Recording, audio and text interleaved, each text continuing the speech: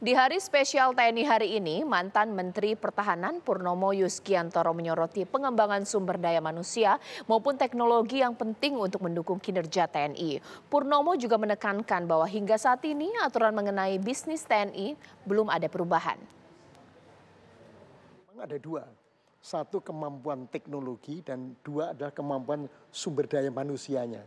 Ya, jadi dua-duanya ini harus berperan untuk dapat dia memberikan early warning system terhadap ancaman yang terjadi di dalam negeri begitu. Nah, untuk yang teknologi ini memang kita sedang mengembangkan karena kan budget kita tidak hanya untuk teknologi, budget Kementerian Pertahanan tidak hanya untuk teknologi saja. Kita untuk belanja modal, untuk teknologi, juga untuk belanja barang, untuk maintenance, juga untuk SDM. SDM kita besar sekali. Kekuatan SDM kita itu terbesar di ASEAN.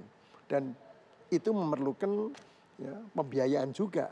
Begitu. Jadi memang ini ujung-ujungnya memang ini kemudian adalah pembiayaan bagaimana untuk mengembangkan ini. Tapi tetap kita lakukan itu. Ya. Saya kira untuk pembiayaan teknologinya juga itu berjalan dengan baik, saya kira.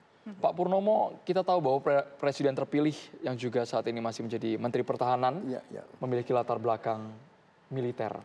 Kalau menurut Bapak Prabowo Subianto ke depan kita tinggal menunggu hitungan hari Pak ya, dilantik menjadi presiden terpilih.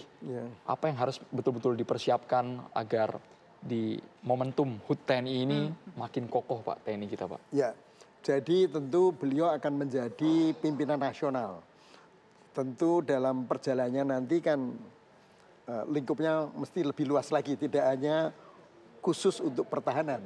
Beliau sekarang adalah Menteri Pertahanan dan saya kira selama ini beliau cukup baik di dalam memimpin sektor pertahanan. Ya.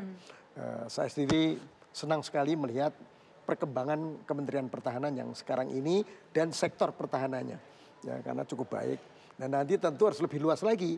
Bagaimana kemudian fokus untuk meningkatkan pendapatan negara, bagaimana kemudian kita fokus untuk melakukan pembiayaan ya, terhadap tadi yang saya katakan ada gun and butter. Ya. Kalau gun itu nanti terkait dengan pertahanan keamanan, kalau butter itu terkait dengan kesejahteraan masyarakat. Ya karena bagaimanapun juga sektor publik itu juga sektornya banyak sekali loh di Indonesia ini. Ada 30 lebih kan sektor itu yang harus juga diperhatikan. Jadi ya ujung-ujungnya duit.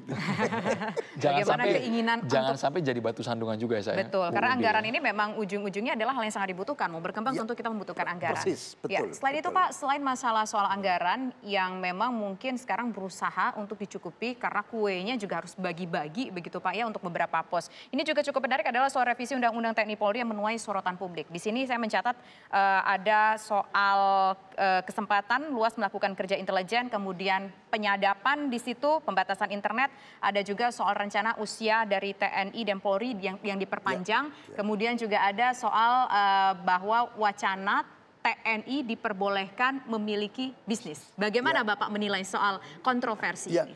Jadi revisi Undang-Undang TNI dan Polri pada waktu balik yang terakhir, di badan legislatif terakhir itu memang berhenti.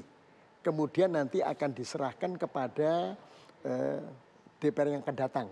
Ya, jadi sekarang ini tidak dibahas lagi, nanti dilihat. Nah kalau kita berbicara mengenai kemarin yang diajukan itu ada dua hal sebetulnya.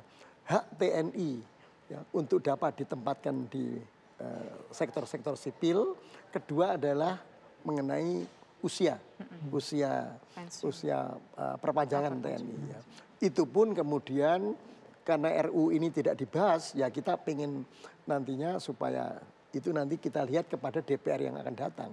Hanya saja memang kita perlu mendengarkan ya, dinamika yang terjadi di masyarakat. Ya.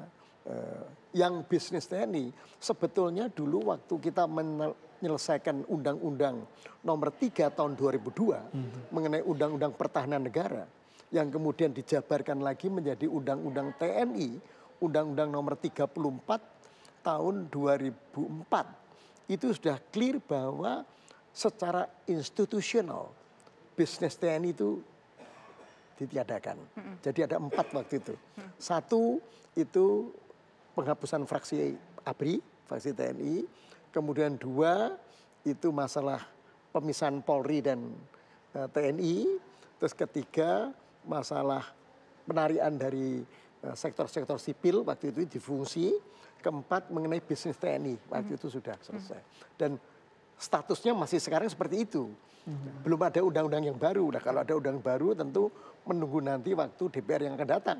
Ya. We have to see what happen nanti. Ya, dan kita pengen mendengarkan juga melihat dari perkembangan dinamika yang terjadi di masyarakat tentunya.